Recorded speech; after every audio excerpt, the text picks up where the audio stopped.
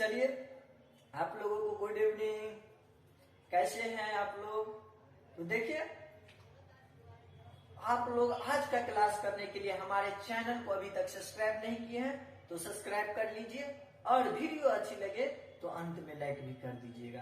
तो चलिए, आप लोगों को हमने अगले क्लास में यूज ऑफ वर्ड में नंबर 12 तक लिखा दिए थे, रीड और रिसाइट का प्रयोग। तो चलिए, आज भी यूज ऑफ वर्ड में लिखिए नंबर 13 में pay, PAY pay, comma wage, WAG wage, comma salary. तो चलिए, नंबर ए में लिखिए पे, PAY पे।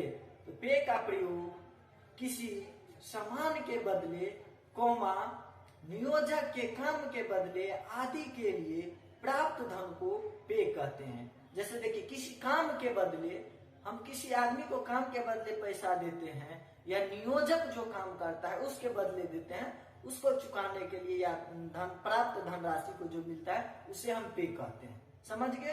तो जैसे एग्जाम्पल में देखिए, NONE1 नोज के NOWS नोज हिज मंथली पे, उसका मासिक वेतन कोई नहीं जानता। इसका हिंदी होगा उसका मासिक वेतन कोई नहीं जानता। समझ गए?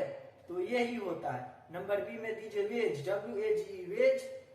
वेज का प्रयोग, वेज दिए, इसका प्रयोग दैनिक मजदूरी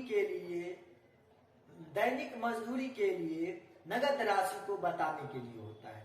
वेज का प्रयोग जो है, जैसे हम दैनिक माने प्रतिदिन या डेली मजदूरी को काम करते हैं, उसको कितना रुपया दे रहे हैं, वो जो दे रहे हैं उसको बताने के लिए, या वो किसी को बताएगा तो वो उसको जो है बताने के लिए होता है वेज का प्रयोग। जैसे में देखिए, ए पोस्टमैन्स, MAN एपोस्ट्रोफी S देना, ए पोस्टमैन्स वे इज 600 यानी 600 पर डेज, यानी एक डाकिया को वेतन 600 रुपये प्रतिदिन मिलता है। डेली का मिला ना काम करने के लिए, तो उसका हिंदी जो है ये हुआ। तो हम यहाँ पर जो है वेज का प्रयोग करेंगे। समझ गए? चलिए, नंबर सी में सैलरी लिखिए, SALARY सैलरी। तो चलिए लिखिए, सैलरी का प्रयोग कर्मचारी को, अधिकारी को आदि को मासिक रूप में सीधे बैंक में चुकाई जाने वाली राशि को कहते हैं। मतलब देखिए, सैलरी जो है कर्मचारी, अधिकारी, शिक्षक, इस सब को जो है सरकार जो देता है ना, तो वो जो है डायरेक्ट रूप में सरकार बैंक में चुकाता है, तो उसी को हम बोलते हैं सैलरी। जैसे बोलते हैं गाँव घर में कोई टीचर रहता है, क्यों मास्टर साहब कते सैलरी भेल, तो उसी प्रकार जो है मास्टर साहब कितना सैलरी, कते सैलरी भेल अहाँ के, बोलते हैं ना गाँव घर में, तो उसी प्रकार से जो है उसे सैलरी कहते हैं। अच्छा से समझिए। चलिए, एग्जाम्पल में लिखिए, what is a teacher salary, एक शिक्षक का वेतन क्या है। समझ गए? चलिए, नंबर 14 में लिखिए reason, REASON reason, comma cause, CAUSE cause. चलिए, नंबर ए में दीजिए रीजन, REASON रीजन। रीजन का प्रयोग घटित हुआ या घटना घटा का व्याख्या करने के लिए कारण के अर्थ में होता है। रीजन का प्रयोग जो है घटित हुआ, जो घटना घट गया, घटित हुआ या घटना घटा। जो नहीं घटा है उसके बारे में नहीं बोलेंगे, जो घट गया उसका जो व्याख्या करेंगे तो हम रीजन का प्रयोग करेंगे। जैसे एग्जाम्पल में देखिए,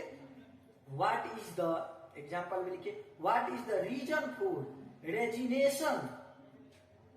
समझे? इसका हिंदी होगा इस्तीफे का कारण क्या है। इस्तीफे का कारण क्या है? कोई इस्तीफा दिया, तो इस्तीफा तो दे दिया, तो यहाँ पर जो कारण बनेगा, तो यहाँ पर हम रीजन का प्रयोग करेंगे। क्या कि ये घटना घट चुका है या घटित हो गया है, इस्तीफा दे दिया है तो घट गया है ना घटना, तो इसीलिए हम यहाँ पर रीजन का प्रयोग करेंगे।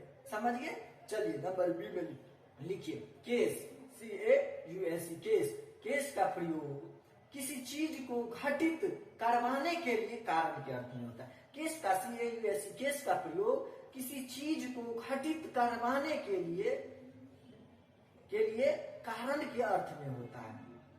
घटना नहीं, इसको करवाने के लिए, अभी नहीं घटा है घटना, बल्कि करवाने के लिए हम जो है रीजन का प्रयोग करते हैं। समझ गए? केस का प्रयोग करते हैं।